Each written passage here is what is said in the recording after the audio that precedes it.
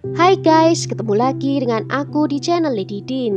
Semoga kalian semua dalam keadaannya sehat dan bahagia.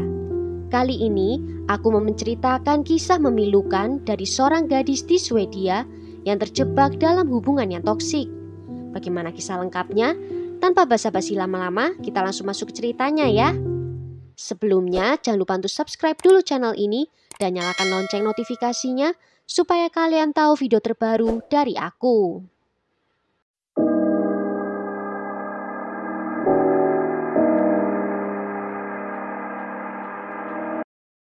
Tova Moberg adalah seorang wanita muda yang cantik dan penuh dengan semangat yang berasal dari kota Hudiksvall, Swedia. Dia memulai hubungan dengan seorang pria bernama Billy Fagerström yang berusia 23 tahun pada tanggal 22 Januari 2014.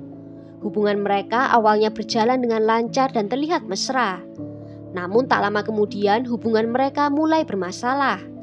Billy juga mulai menjadi pacar yang bermasalah, sering mengalami depresi dan mulai merokok ganja terus-menerus. Billy juga tidak bekerja sehingga sehari-hari dia hanya di rumah saja, tidak ada kegiatan. Dia mulai pergi ke dokter dan mendapatkan beberapa resep obat. Namun dia masih terus-menerus merasa gelisah. Di saat itu juga dia mulai mengontrol Tova, di mana Tova tidak diizinkan bergaul dengan sahabatnya sendiri atau dilarang melakukan apapun yang tidak disetujuinya. Bahkan Tova tidak diizinkan untuk mengikuti kelas tambahan di sekolah yang seharusnya memang diwajibkan. Tetapi Tova tetap mengikuti kelas tambahan itu dan membuat Billy menjadi sangat marah dan mulai meneriaki Tova. Billy bahkan sampai mencubit pahanya. Walaupun itu hanya disebut dicubit saja, Tova sampai memiliki memar yang sangat besar di bagian pahanya. Billy juga melarang Tova untuk berenang, padahal itu adalah kegiatan yang sangat dicintainya. Dia dilarang berenang karena Billy tidak mau orang-orang akan melihat memar yang ada di tubuhnya itu. Mereka menjadi sering bertengkar dan hubungan mereka sepertinya akan berakhir. Dan pada akhirnya mereka menjalani hubungan yang putus nyambung. Pada bulan Maret 2017, saat itu mereka sedang berbaikan dan mereka lagi pergi bersama. Tova mengemudi mobil karena SIM-nya Billy saat itu hilang. Tova mampir ke rumahnya untuk mengambil beberapa barang yang diperlukan untuk pergi berenang. Saat menunggu Tova di rumahnya, Billy hanya duduk saja di dalam mobilnya. Ibunya yang sedang di rumah dan melihat putrinya pulang menyapa dan menanyakan apa keperluannya. Mendengar pertanyaan ibunya, Tova malah lari masuk ke dalam kamarnya. Ibunya mengejar dari belakang dan betapa kagetnya dia melihat keadaan putrinya. Wajahnya dipenuhi memar dan bengkak, dan ibunya mencoba menghentikan putrinya dan menanyakan kepadanya apakah Billy yang melakukan itu semua. Mendengar pertanyaan ibunya membuat Tova mulai menangis, dan dia menangis terus-menerus dan mengaku kalau Billy yang melakukan itu semua. Kemudian ibunya melarang Tova untuk menemui Billy lagi yang sedang menunggu di depan. Tetapi Tova mengatakan kalau dia ketakutan, Billy akan melakukan hal yang lebih buruk jika ketahuan Tova menceritakan kepada ibunya. Walaupun merasa berat dan takut, ibunya tahu dia harus melepaskan putrinya pergi. Tetapi ibunya tetap mengambil fotonya Tova sebagai bukti, dan keesokan harinya dia pergi ke polisi untuk mengajukan tuntutan kepada Billy karena melecehkan putrinya. Namun tuntutan itu tidak ada kemajuan karena Tova tidak ingin menjadi bagian dari penyelidikan sehingga polisi tidak dapat melakukan apapun. Sebaliknya, Billy mengetahui kalau ibu dari Tova mengajukan tuntutan terhadap dirinya. Billy sedikit menyadari perbuatannya yang salah terhadap Tova dan setelah insiden itu mereka pun putus. Awalnya mereka menginginkan putus selamanya, di mana tidak mau terlibat dalam kehidupan satu sama lain lagi. Namun keduanya mulai bertemu satu sama lain dengan status friends with benefit, yaitu mereka berteman saja namun tetap dekat dan bisa melakukan hubungan seksual. Tentu Tova tidak memberitahukan kepada ibunya tentang hubungannya ini. Di hari Sabtu tanggal 13 Mei, Billy sedang berkumpul dengan teman-temannya di rumahnya. Rumahnya berada di area pertanian di Hudiksvall, sedangkan Tova memiliki rencana untuk pergi pesta dengan temannya. Dia menanyakan kepada ibunya apakah dia bisa mendapatkan tumpangan untuk pergi ke rumah temannya. Namun sayangnya alasan itu tidak sepenuhnya benar karena Tova berbohong pada ibunya. Dia berencana untuk pergi dengan Billy dan di pukul 9:45 di malam hari, ibunya mengantarkan Tova ke rumah temannya. Di saat yang bersamaan saat Tova diturunkan di depan rumah temannya, Billy yang di rumah menyuruh semua temannya untuk pulang kecuali satu orang temannya. Dan dia bertanya kepada temannya itu apakah dia dapat membantu Billy untuk menjemput Tova karena dia tidak memiliki SIM sehingga perlu bantuan seseorang untuk menjemputnya. Setelah dijemput, mereka bertiga kembali ke rumahnya Billy dan tetap berada di sana selama 20 menit.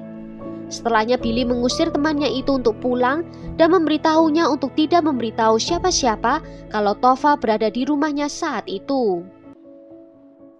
Dan Tova tidak pernah terlihat lagi sejak hari itu. Dia dinyatakan menghilang. Di tanggal 15 Mei, polisi membagikan foto Tova untuk meminta bantuan masyarakat. Dan pada hari yang sama, pencarian besar-besaran dimulai di sekitar pertanian tempat Tova dikatakan berada pada hari dia menghilang. Polisi dengan cepat mengarahkan kecurigaan mereka pada mantan pacarnya Tova. Billy pun ditangkap dan polisi memeriksa rumah Billy dengan membawa anjing pelacak. Mereka di sana menemukan banyak jejak seperti darah dari seseorang yang sepertinya diseret. Polisi juga menemukan jejak kaki seseorang yang mengarah ke arah danau di area itu. Polisi memerintahkan penyelam untuk memeriksa. Dan setelah dilakukan pencarian sepanjang hari, di malam harinya mereka menemukan tubuh tak bernyawa Tova, ponselnya Tova dan sebuah palu di dalam danau itu. Awalnya Billy yang hanya dicurigai karena penculikan, tetapi setelah tubuh Tova ditemukan di danau di dekat pertaniannya, Billy juga dicurigai dengan pembunuhan. Pada tanggal 17 November 2017, Billy didakwa dengan pembunuhan dan penyerangan.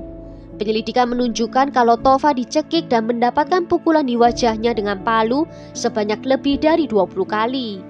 Kemudian pelaku menempelkan tubuhnya Tova dengan lakban ke gerobak dorong yang kemudian didorong Billy ke dalam danau.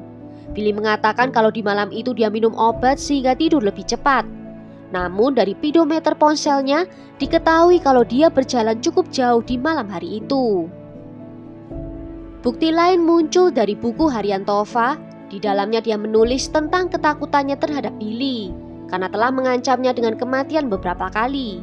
Tova juga mengumpulkan semua bukti dari pelecehan yang diterimanya yang disimpan di dalam sebuah USB yang diletakkannya dalam sebuah kotak merah muda di bawah tempat tidurnya. Informasi ini juga diketahui oleh polisi karena Tova menuliskannya dalam buku hariannya itu. Dia juga menulis di sana, jika ada seseorang yang menemukan buku harian itu, kemungkinan besar dia sudah meninggal dunia.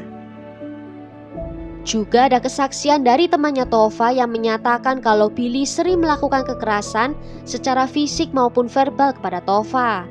Teman-temannya itu memfoto potongan-potongan percakapan pesan teks dari Tova dan Billy yang banyak berisi ancaman. Tova tidak berani men-screen capture layar ponselnya sendiri karena jika dia melakukan itu, gambarnya akan tersimpan di cloud ponselnya. Walaupun sudah ditemukan banyak bukti, Billy tetap menyangkal telah melakukan kejahatan itu, baik selama penyelidikan pendahuluan maupun selama persidangan di pengadilan distrik. Dia mengklaim kalau Tova meninggalkan tanah pertanian di dekat tengah malam, ketika salah seorang kenalan bisnisnya mendatanginya. Namun tidak pernah diketemukan siapakah kenalan bisnisnya itu, sampai-sampai jaksa mengatakan bahwa itu adalah alasannya dibuat-buat saja oleh Billy. Dan selama persidangan, Billy juga sering mengubah versi ceritanya dengan mengatakan kalau di malam hari itu dia mabuk dan sempat muntah di toilet. Dan ketika itu dia mendengar ada orang yang berlarian di halaman rumahnya dan juga mengatakan kalau ada yang merampok uangnya. Pemeriksaan psikiatri menunjukkan kalau Billy tidak menderita gangguan mental yang serius pada saat pembunuhan. Dengan demikian dia dapat dijatuhi hukuman penjara. Jaksa menuntut hukuman penjara seumur hidup dan pada tanggal 15 Februari 2018 dia dijatuhi hukuman penjara seumur hidup karena pembunuhan, 7 kasus penyerangan, pemaksaan yang melanggar hukum, dan beberapa kasus ancaman yang melanggar hukum. Bersama dengan pengacaranya, Billy mengajukan banding atas putusan tersebut. Bandingnya berbunyi kalau dia menyangkal perbuatannya dan yakin kalau jaksa penuntut tidak dapat membuktikan semuanya. Bandingnya itu ditolak dan dia juga dijatuhi hukuman penjara seumur hidup di pengadilan tinggi. Well, sampai di sini dulu cerita kali ini. Bagaimana menurut kalian tentang kasus ini? Tulis ya pendapat kalian di kolom komentar. Akhir kata terima kasih karena sudah nonton video ini sampai akhir. Sampai jumpa di video berikutnya. Ciao!